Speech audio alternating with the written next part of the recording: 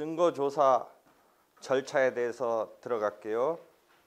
옆번호 8-28번부터인데 저번 시간에 증거법 기본 개념, 그 다음에 증명의 대상, 그 다음에 불요증 사실까지 제1챕터, 제2챕터, 제3챕터까지 간략하게 살펴봤어요.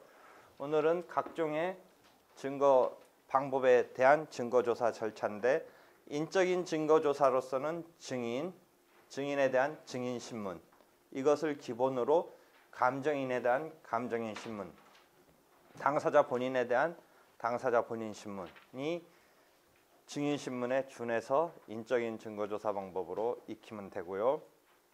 반면 물적인 증거로서의 서증, 그러니까 문서의 기재 내용이 증거조사의 방법이 될 때 서증이라고 하는데 그 서증 증거조사 방법을 익히고 검증은 이제 서증의 예에 의해서 처리되는 것이고 그 밖에 이제 증거에 대해서 과학기술의 발달에 따라서 그 밖의 어떤 증거가 등장할지 모르지만 기존의 그 5가지 카테고리 이외의 과학기술의 발달에 따라서 등장할 증거에 대한 증거조사 방법은 그때그때 임시적으로 부응해주기 위해서 법에 규정하지 않고 규칙에 따라서 기존의 검증, 감정, 서증 이런 것의 예에 따라서 제일 적절한 것을 증거조사의 방법으로 택해서 할 수 있도록 규칙에 맡겨져 있다라는 것이죠.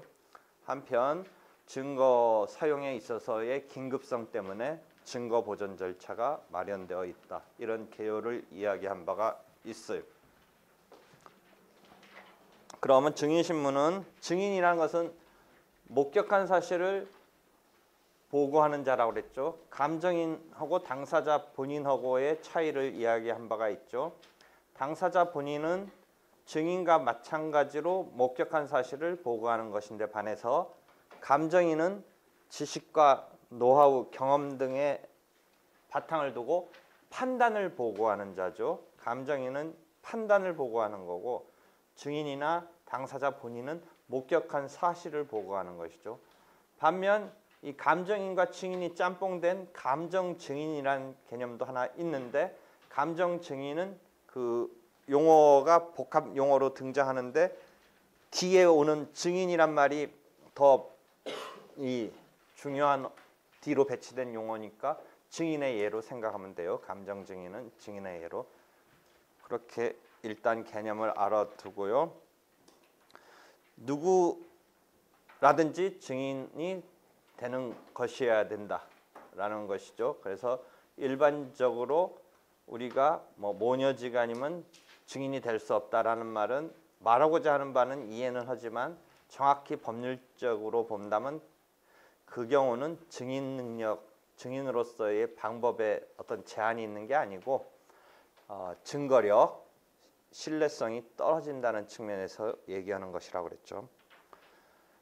한편 대리인이 등장하는 개념일 때 이 사람들을 증인신문의 방법으로 해야 될지 제3자라는 측면에서 증인신문으로 해야 되는지 아니면 당사자라는 측면에서 당사자 본인신문의 방법으로 해야 하는지가 문제가 되는데 법정 대리인에 대해서는 당사자를 서포팅해주는 개념에서 물론 제3자로서 대리인이란 말을 쓰지만 본인을 서포팅해줘야 되는 본인이 미성년자 등의 그 무능력자일 때 등장하는 개념으로서 당사자 본인의 신문의 예에 의한다.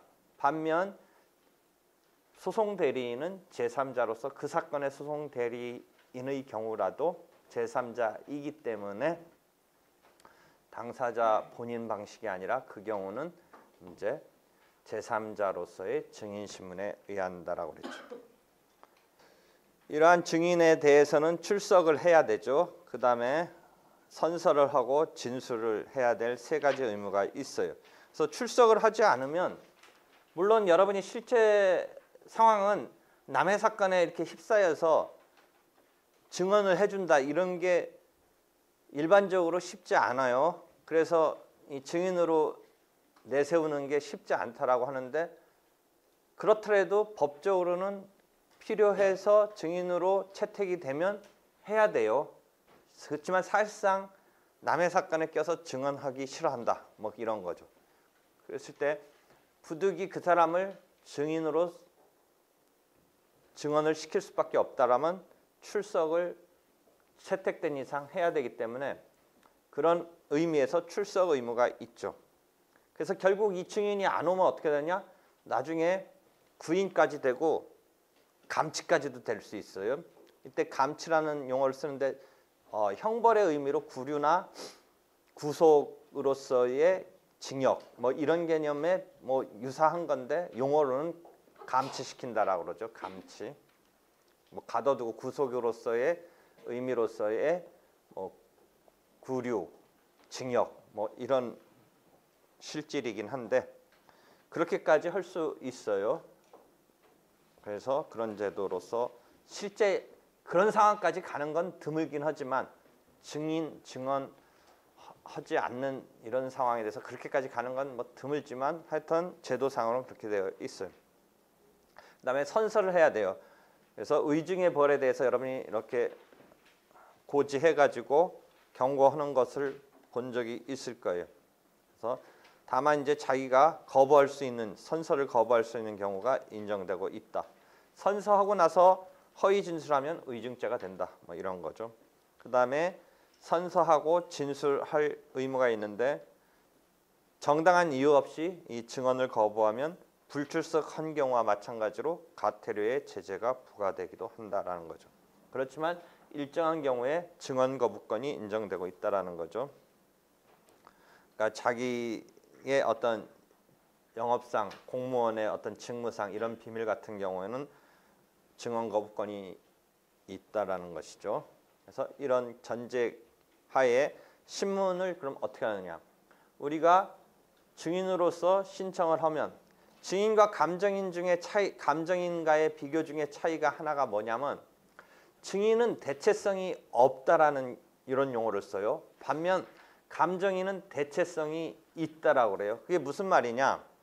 증인은 그 목격한 사람은 뭐 2명이나 3명이 목격할 수는 있지만 그 목격한 사람 자체 이해에 그것을 증언해 줄 사람을 또 찾는다는 개념은 없는 거예요. 물론 2명, 3명 목격한 사람 또 있다 이런 개념 말고 그 자를 대체해 줄 사람은 없다는 거죠. 목격한 걸 보고해야 될 사람은 그 자여야 되니까. 반면 감정인은 그런 판단을 해줄 사람은 지식과 경험을 갖고 있는 사람은 또 다른 어디서 찾을 수가 있다라는 거죠. 그러니까 대체성이 없다라는 거와 대체성이 있다라는 차이가 있어요. 그것에 따라서 어떤 차이가 벌어지냐면 8-31표 가서 보면 증인은 증인을 지정해서 신청한다라고 나오는데 반해서 감정인은 어떻게 지정해달라고 요청할 수는 있지만 그것에 법원이 100% 구속되지는 않는다. 이런 상황으로 나타나요.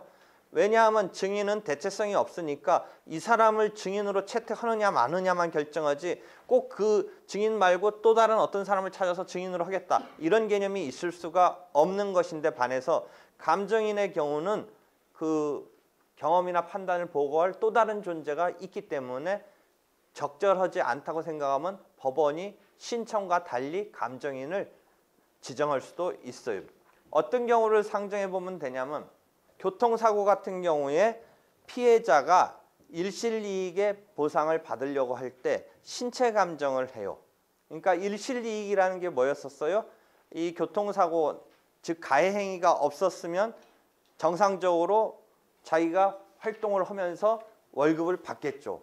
그런데 이 교통사고라는 가해 행위가 있기 때문에 자기가 신체적 기능이 떨어져서 예컨대 100만 원씩 월급을 받던 것이 그 기능이 떨어지면서 70%밖에 일이 산출을 못해서 그러면 월급이 100만 원 받던 것을 70만 원밖에 못 받게 되죠.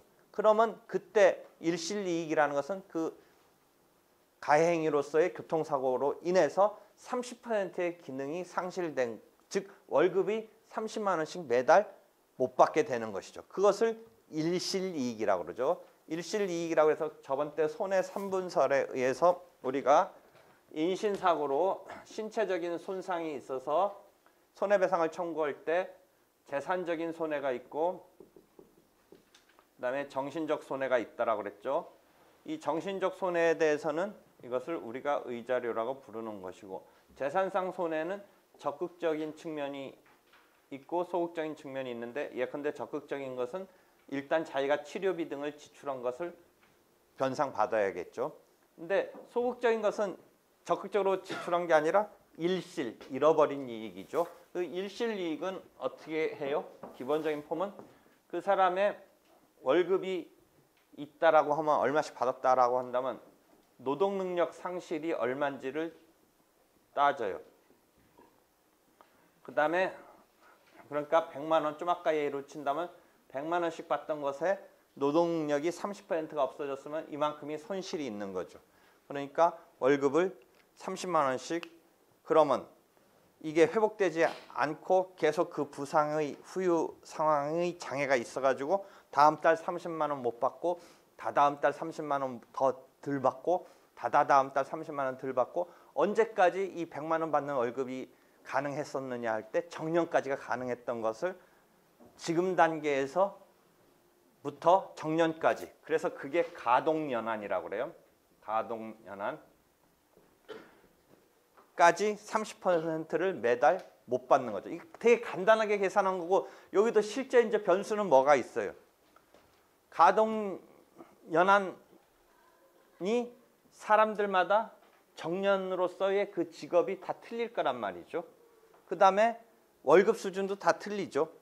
그 다음에 직업에 따라서 가동연한 틀리고 월급 수준 틀린 거 이전에 동일한 사람의 입장에서도 월급이 끝끝내 100만 원이에요? 아니면 한 3년, 5년마다 승진을 하지 않겠어요? 그러면 이게 처분권주의에서 맥시멈 받으려면 그걸 다 제시하고 주장을 하고 제시하고 증명을 해야 돼요. 자기 회사의 승진 어떤 규칙 같은 걸 잘 제시해서 3년 뒤에 내가 큰 문제 없으면 월급이 또 한 110만 원이 될 것이다. 그렇게 해서 조금 더 받으려면 자기가 그냥 심플하게 해서 받겠다면 그렇게만 받으면 되지만 사실은 더 받으려면 3년 뒤에 뭐 10만 원, 20만 원 월급 오르는 거 그런 것을 다 계산을 해야 돼요. 그렇게 해서 일실이익을 계산해서 받는데 이 노동능력 상실률을 따지기 위해서 신체 감정을 해요. 그러니까 예컨대 목수나 이런 사람들이 손가락이나 팔에 어떤 부상이 생겨서 일을 못하게 됐을 때의 상황과 어떤 이 팔을 움직이지 않는 뭐 그런 직업에서의 이 팔의 부상과는 다 틀려요.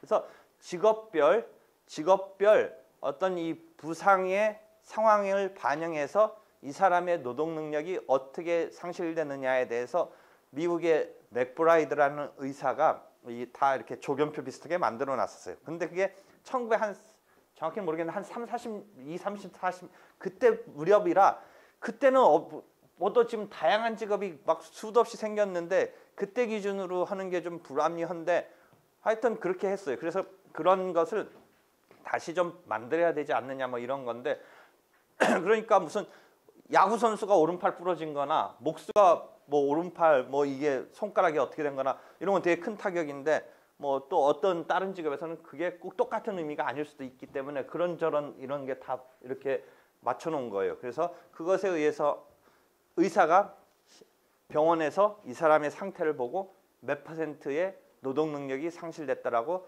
감정을 해주는 거예요. 그럼 그 감정에 따라서 이제 병원이 이 사람의 월급과 노동 능력 상실률과 그다음에 가동 연한 그 직업에서의 정년까지를 계산해서 해내는 것인데 이때 뭐 얘기하려고 여기까지 왔냐면 신체 감정을 시킨다라고 할 때 그 감정인 의사가 감정이 되는데 당사자가 그러니까 요 손해배상 사건이 가장 한때는 브로커가 많았던 중간에 이 사건을 유치해오는 이런 류의 사건이었었어요.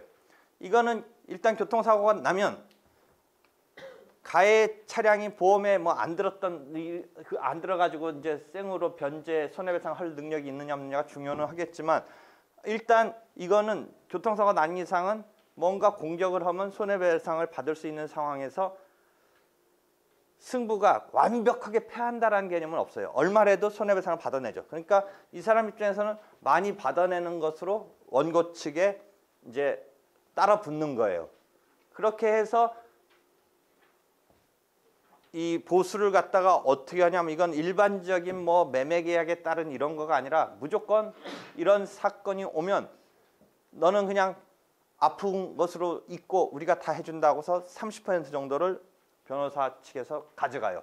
나중에 손해배상액이 나온 금액의 30%를 가져가는 거예요. 그러면 이 브로커성 사무자가 15% 정도 가져가고 변호사가 한 15% 하는 식으로 해요. 그래서 한 2억, 1억 막 이렇게 손해배상 나오면 한 막 2천, 3천씩 해서 이게 사건이 돌아가는데 이런 거를 되게 유치 받아서 할 수만 있으면 되게 사무실 입장에서는 매력적인 사건이에요. 되게 전형적인 거예요. 그냥 교통사고 났다. 그 다음에 신체 감정한다. 그 다음에 계산해서 손해배상 청구한다. 그 다음에 그쪽은 가해 차량은 이제 되도록이면 뭐를 낮추려고 하겠어요? 이쪽은 월급을 올리려고 하고 노동능력 상실률을 올리려고 하고 가동연한을 길게 하려고 하겠죠. 많이 받아야 되니까. 그래서 그 싸움이에요. 근데 그쪽 보험회사 측의 가해 차량에 주로 이제 보험회사 측은 그것을 꾀병이다. 그 다음에 다친 게 그런 정도의 뭐 노동력 상실률이 아니다. 그 다음에 이 사람 월급이 그런 정도 수준은 아니다. 뭐 이런 싸움을 벌리겠죠. 그랬을 때 이쪽에서는 많이 받으려고 할 때 뭐냐면 이 신체 감정률이 높으면 좋은 거니까 그것을 잘 받기 위해서 나름대로 다 이 단순한 브로커가 아니라 그런 정보까지 다 가지고 어떤 조직적으로 움직이는 거예요. 이 사람의 지금 사건이 허리로 다쳐서 온 거로 해서 할 건지 뭐 또 어디로 다친 것으로 해서 할 건지에 따라서 어떤 병원에 어떤 의사가 그런 판별을 뭐 그게 진짜 커넥션일 수도 있고 진짜 그 사람의 입장에서는 그런 퍼센트를 나름대로 자기 지식과 경험에서 주는데 상당히 딴 병원보다는 이런 측면에서는 어떤 불쌍하게 많이 잡아준다. 이런 정보들이 다 있는 거예요. 그러니까 이쪽에서는 이런 사건은 순천향병원이 감정인이 됐으면 좋겠어요. 이런 사건에는 서울대병원 가봤자 별로 나오지도 않아요. 감정 결과. 그러니까 그런 정보가 다 있는 거예요. 그래서 순천향병원에다 딱 했는데 아까 말한 대로 뭐예요? 증인의 경우는 내가 택해서 어떤 사람 증인했을 때는 그대로 그 사람을 택할 거냐 아닐 거냐지 대체라는 개념이 없다라고 했는데 감정은 대체라는 개념이 있으니까 갑자기 순천향병원을 우리는 원했는데 성심병원, 한강성심병원 아니면 여의도 성모병원으로 탁 나와버리면 허탈한 거예요. 그것을까지도 해내는 거예요. 이 브로커란 사람은 이게 단순히 뭐 나쁜 의미의 브로커가 아니라 아주 그런 것까지 잘 해주는 게 그게 브로커인 거예요. 그 나름대로 노력을 하지 그 사람들이 괜히 뭐 중간에 브로커가 아닌 거예요. 그걸 탁 확실하게 해와요. 그래서 30%탁 따내는 거예요. 그러니까 그 사람한테 그 변호사 보수를 30% 받아온 것 중에 그 브로커한테 또 50% 가는 거는 그 자체는 나쁜 시스템이지만 그 사람이 허탈하게 돈 받아가는 게 아닌 거예요. 그 사람이 한 일로만으로는 그 정도로 플러스 시킨 뭐 그런 충분한 그 기능을 하는 거예요. 그 사람은. 그게 전체적으로 볼 때 이 왜곡시키는 것이냐 아니냐의 문제일 뿐이지 그 사람은 진짜 그 정도 역할은 변호사가 직접 해봤으면 그렇게 해내지를 못하는 거죠. 보험회사가 이 소송 이전에 보험 기준에 의해서 지급되는 금액이 그렇게 크지 않기 때문에 이 브로커적인 사람들은 그 교통사고를 난 환자, 교통사고 환자들이 있는데 잘 다니면서 보험회사가 지급하는 기준보다 소송을 하면 2배, 3배를 받을 수 있다라고 부추기는 거예요. 그럼 당사자 입장에서는 돈 내면서 하라고 그러면 좀 꺼리지만 그냥 너는 누워만 있으면 된다. 우리가 처리하는데 지금 보험회사가 제시하는 것보다 2배는 받을 수 있다라고 하는 거예요. 거기서 잘못하다 빵꾸 나면 이제 막 민원 나오고 진정 나오고 골치 아파지는데 하여튼 그렇게 해서 유치돼서 사건이 유치돼서 그 사람이 다 전체적으로 종합적으로 이 사건을 완성시켜서 진짜 2배, 3배 정도의 보상 금액을 받아낼 수 있는 이런 상황으로 만들어 가는 거예요. 그래서 감정 단계에서도 또 어느 병원에서 어떻게 한다. 이게 다 되어 있는 거예요. 하여튼 노동능력 상실률이 많이 나오면 되는데 그러니까 꾀병을 좀 시켜야 되고 병원에 의해서 그게 퍼센트가 높게 받아야 되는데 돌아와서 그다음에 우리 때 교통사고였는데 지금 이제 보험회사의 방침도 진짜 실제 손해액에 가깝게 보상을 해주기 때문에 이제 어거지로 막 소송한다고 꼭 보험 기준에 의해서 보험회사가 제시하는 금액보다 뭐 2배, 3배로는 지금 받는 게 어떤 사건이 막 상황이 완전 바뀌는 거 아니라면 드물어. 그래서 그렇게 크게 그 자체에 기대할 수 없는데 그래서 그 감정을 우리가 대체성이 있다 없다의 개념에서 여기 이야기까지 흘러왔어. 그래서 그런 것이고.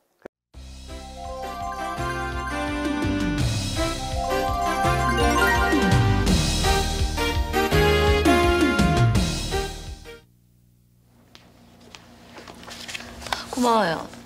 증인 진술서가 제출됐군요. 네.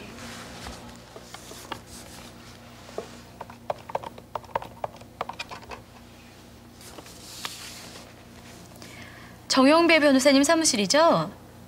서울지방법원 민사 제15부의 조영희 주임입니다. 변호사님께서 수임하신 2002감 1585 사건의 증인 박기태 씨가 7월 16일 오후 3시 기일에 출석할 수 있는지 확인하려고요. 아, 네. 가능하다고요? 네, 잘 알았습니다. 수고하십시오.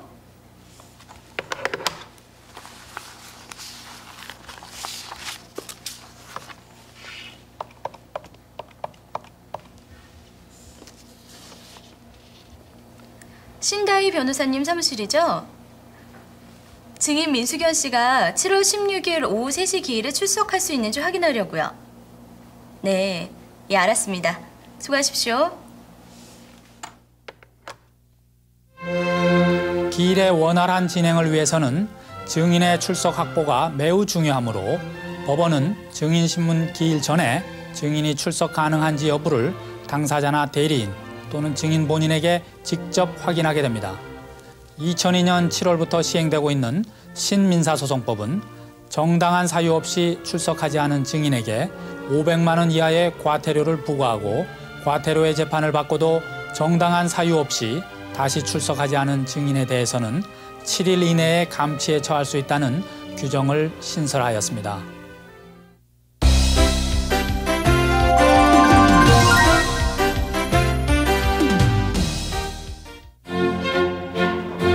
모두 일어서 주십시오.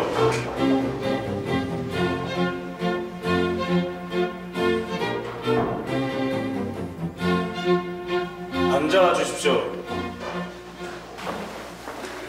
지금부터 서울지방법원 민사 15부 재판을 시작하겠습니다. 2002 가합 1585호 보증금 사건입니다. 원고 손부영 씨, 대리인 정형배 변호사님, 피고 최정호 씨, 대리인 신다희 변호사님, 네, 나오시죠.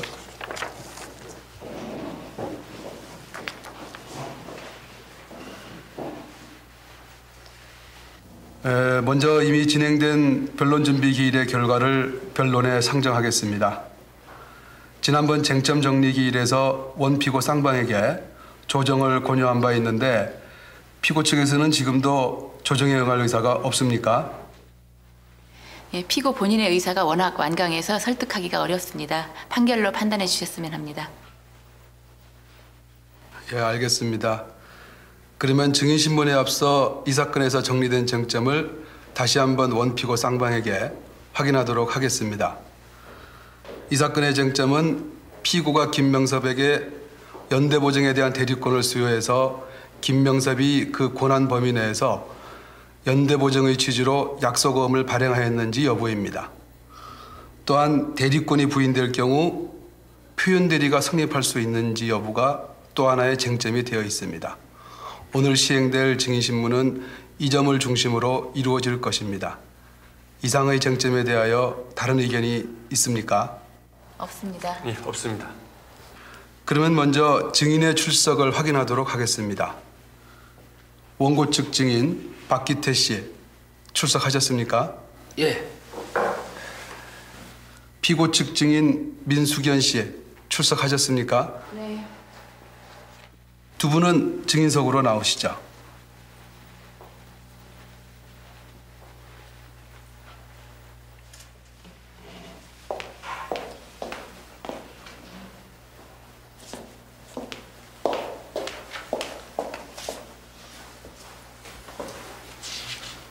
증인의 인적 사항을 확인하겠습니다.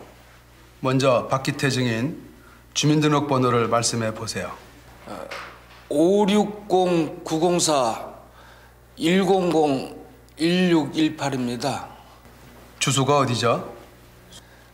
서울시 강동구 둔촌동 주공아파트 3천동 230호입니다. 어떤 일을 하고 있습니까? 슈퍼마켓을 경영하고 있습니다. 다음 민수견 증인 주민등록번호가 어떻게 되죠? 네, 671014-2343-937입니다. 주소는요? 인천광역시 강화군 삼서면 수은리 105입니다. 직업이 있습니까? 아니요, 특별한 직업이 없고요. 그냥 가정주부인데요. 예, 증인들 원고와 피고의 신청에 의하여 증인신문을 하려고 합니다. 이쪽은 원고 손부영 씨고 저쪽은 피고 최정호 씨입니다. 증인들은 원피고와 어떤 관계시죠? 예, 저는 원고에 매부되는 사람입니다. 네, 저는 피고의 처제인데요. 그렇다면 증인들은 선서를 거부하거나 증언을 거부할 권리가 있습니다. 일단 선서를 하고 나서 한 증언이 거짓말로 밝혀질 경우에는 위증죄로 처벌받게 됩니다. 선서하고 증언하시겠습니까? 예, 선서하고 증언하도록 하겠습니다.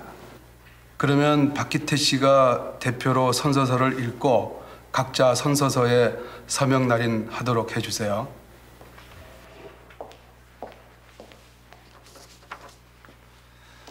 선서, 양심에 따라 숨기거나 보태지 아니하고 사실 그대로 말하며 만일 거짓말을 하면 의중의 벌을 받기로 맹세합니다.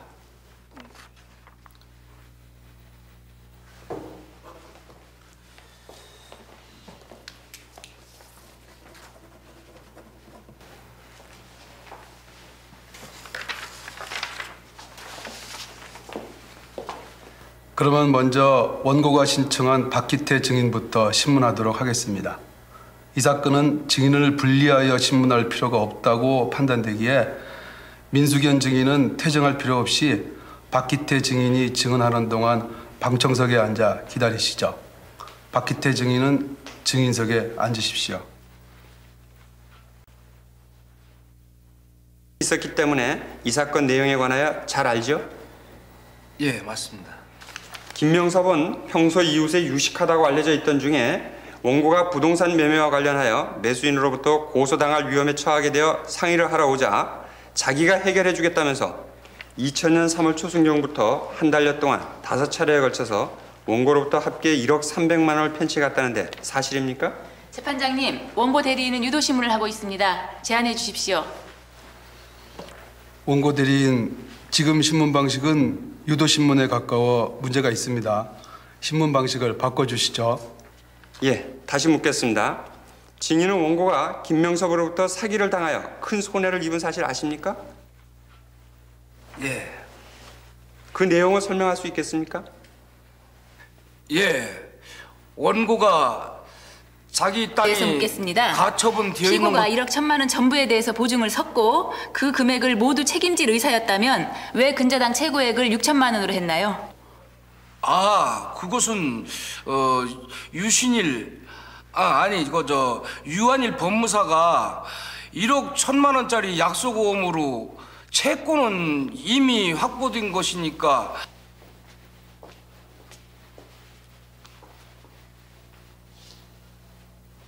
먼저 피고가 제출한 의제 구호증, 증인 진술서를 채택하겠습니다. 증인, 사실대로 아는 것만 진술하셔야 됩니다. 주신문 시작하시죠. 원고와 마찬가지로 증인 진술서가 제출되어 있으니까 주신문은 핵심적인 사항에 한정해 주시기 바랍니다. 예, 먼저 증인에게 을지의 구호증 증인 진술서를 제시하겠습니다. 이것은 증인이 이 사건에 관해서 직접 경험하였거나 알고 있는 사실을 그대로 진술하고 서명 날인한 문서가 맞습니까? 네, 맞습니다. 증인은 피고의 처제이자 현재 구속되어 있는 김명섭의 처로서 김명섭이 피고를 불러 담보 제공을 부탁한 자리에 함께 있었기 때문에 이 사건 내용에 관해서 잘 알고 있지요? 예, 그렇습니다. 증인이 위와 같은 광경을 목격한 것은 언제인가요? 증인, 이제부터 제가 몇 가지 묻겠습니다. 사실대로만 답해 주시면 됩니다. 네. 피고가 오기 전까지 합의가 성립되지 않고 있었던 이유를 아십니까? 네. 아까 말한 그대로인데 피고가 채무를 모두 책임지겠다고 하니까 합의를 하게 된 것은 맞죠? 아닙니다. 피고는 어디까지나 부동산을 담보로 제공해서 채무의 반만을 책임지기로 한 겁니다. 아니, 당시에 채무를 반씩만 책임지겠다고 말을 한 사실이 있습니까? 아니, 누가 그런 소리를 했습니까? 변호사님이야말로 저를 죄인 취급하지 말아주셨으면 좋겠어요. 제가 왜 이렇게 추궁을 당해야 합니까? 원고 대리인, 증인에게 너무 대답을 강요하지 마십시오. 그리고 증인도 흥분하지 말고 묻는 말에만 아는 대로 대답하세요. 불필요한 이야기는 할 필요가 없습니다. 계속하시죠. 예, 죄송합니다. 그럼 다시 묻겠습니다. 피고와 심정태가 구체적으로 누가 얼마씩 책임질 것이라는 그런 말을 하였습니까?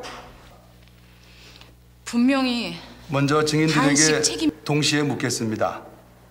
4월 25일 합의가 이루어진 날에 피고가 보증이라는 말을 원고나 김명섭에게 한 적이 있습니까?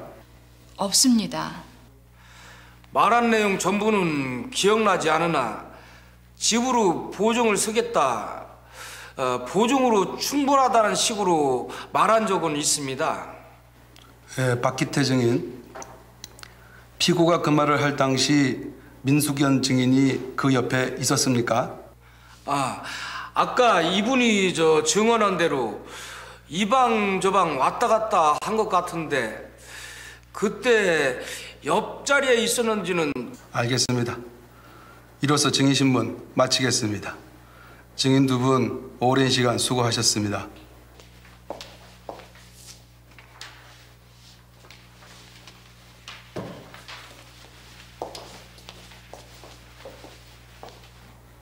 이제 충분한 심리를 한 것 같습니다.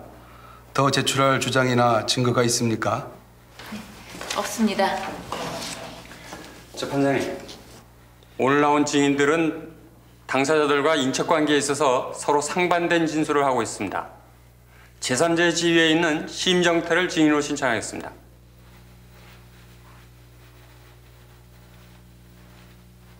예, 오늘 신문한 증인만으로도 사실관계를 파악하는 데 충분하다고 판단됩니다. 뿐만 아니라 증인 심정태는 쟁점 정리 기일에서 협의가 이루어진 증거 신청의 범위를 벗어난 증인입니다. 민사소송법상 실권효의 대상이 아닐까 싶습니다. 죄송합니다. 원고 대리인으로서는 신청을 유지하겠습니다.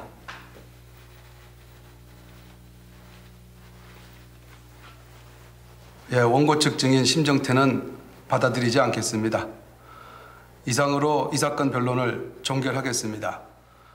판결 선고 기일은 7월 30일 오전 10시입니다. 그래서 증인신문의 신청은 이제 장인애가 지정해서 신청하는 것이다. 감정인은 지정해서 신청할지언정 법원이 반드시 그 사람을 감정인으로 선택해 주는 건 아니다. 뭐 이런 차이가 있지.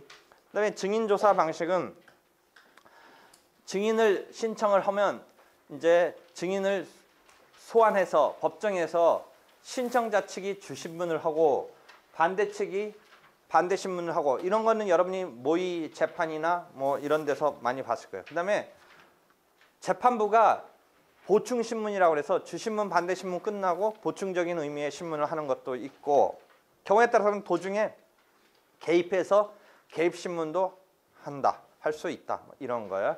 그래서 그런 교호 신문 방식이라고 그래. 교호.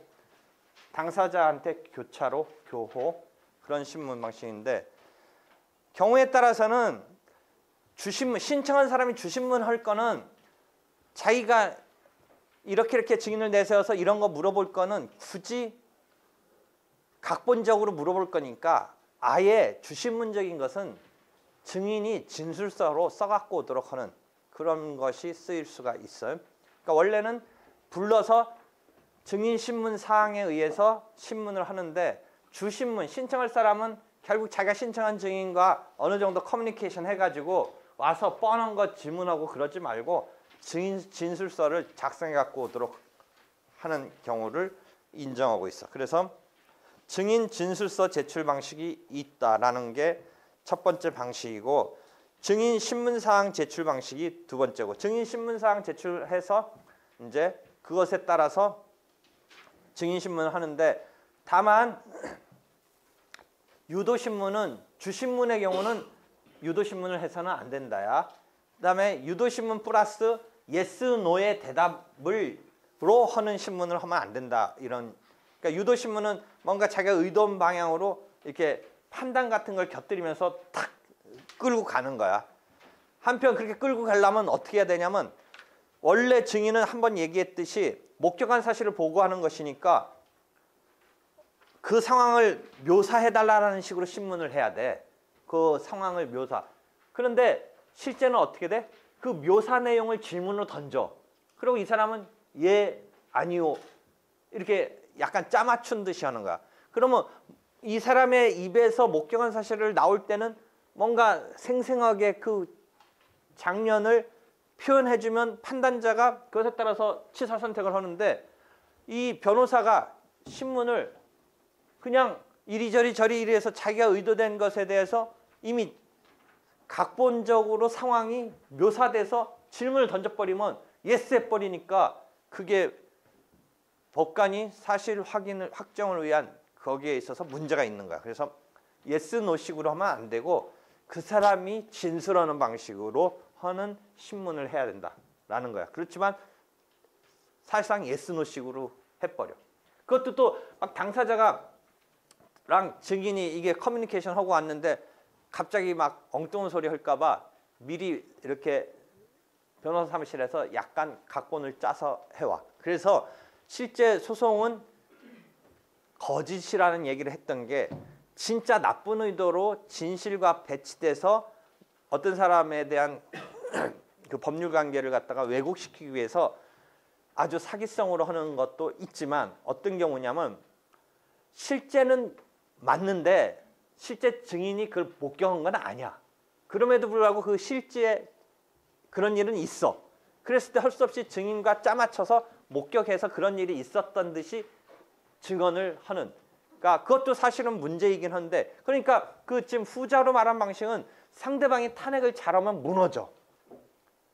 그러니까 이 사람이 진짜 억울하긴 해. 그런 사실이 있긴 있는데 마땅히 이 증인이 사실은 목격한 게 아니기 때문에 그 억울한 점을 짜맞추기 위해서 증인과 커뮤니케이션에서 이런 거 봤다고 해라, 이런 일이 있었다고 해라 라고 하는 증언으로 나오는 경우가 다반사야. 그러니까 소송은 다 가짜인 거야. 나쁜 의도의 가짜도 있고 이것도 나쁘긴 하지만 하여튼 진짜의 바탕을 둔 나쁜 거지. 그러니까 이 진짜의 바탕을 둔 나쁜 것은 반대의 변호사가 잘 탄핵하면 무너진다는 거지. 왜? 우리가 그때도 얘기했듯이 안 본 것을 만들어내서 커뮤니케이션에서 약간 조작해서 하는데 한계가 있다는 거지.